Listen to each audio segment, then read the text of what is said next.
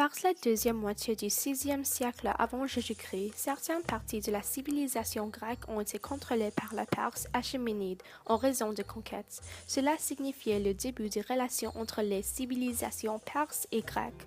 En outre, les conquêtes de Cyrus le Grand aussi signifient le début du contact et des échanges entre les cultures de la Grèce et de la Perse. Donc, bien que beaucoup d'historiens ont noté que le contact de deux cultures va résulter en l'influence grecque sur la culture perse, on devrait conclure qu'il y aura eu également une influence culturelle perse sur les Grecs. Quand on étudie le passé, il est important de comprendre qu'aucun événement, nation ou culture n'existe isolément. Les empires, les idées et les sociétés sont influencés par les empires, les idées et les sociétés qui les entourent. En ce qui concerne cette remarque, nous pouvons conclure que plusieurs innovations liées à l'art considéré comme originaires de la Grèce, telles que la sculpture, la poterie et l'architecture grecque, ont fait sont originaires du Moyen-Orient, ou plus précisément dans la Perse ancienne.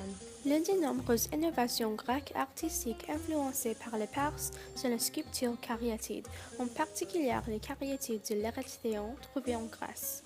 Quand on regarde les cariatides de l'Érythréon, on peut remarquer qu'une grande partie des statues présentes sont influencées par la Perse ancienne. Bien que l'origine ne soit pas claire, ce ne sont pas les premiers exemples de ce type de colonnes et de statues en Grèce. Les figures féminines sur l'Érythréon représentaient la punition des femmes du Caria, une ville près de Sparte en Laconie. Ces femmes sont destinées à l'esclavage après avoir trahi Athènes en aidant les Perses dans les guerres médiques. En d'autres termes, les cariatides sont des statues avec la fonction de colonne, mais aussi exprimeront une idée. L'idée que l'on n'était pas censé de collaborer avec l'ennemi parce qu'il serait subjugué, humilié et puni. Ce concept est bien connu de la Perse. Pour montrer l'idée des individus soumis, les Perses utilisaient des animaux au lieu de figures humaines. Les similarités sont faciles à noter, comme un taureau sauvage contrôlé par un joug est comparable à l'obéissance des nations au roi.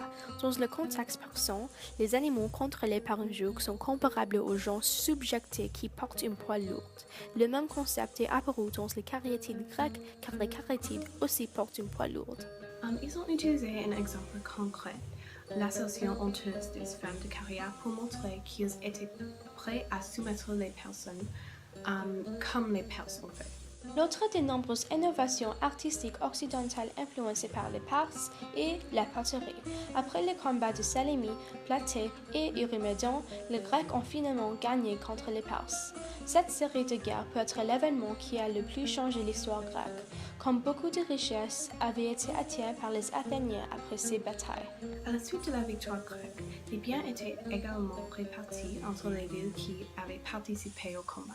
Comme il était l'une des principales puissances, Athènes devrait être l'une des premières à choisir d'une grande partie de l'or, de l'argent et d'autres luxes qui ont été amenés à Athènes.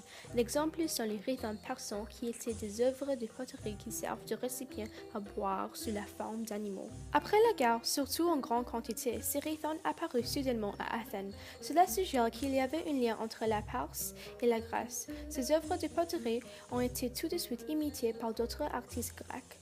De cet exemple, on peut noter que l'influence de la poterie persane est apparente dans la poterie grecque.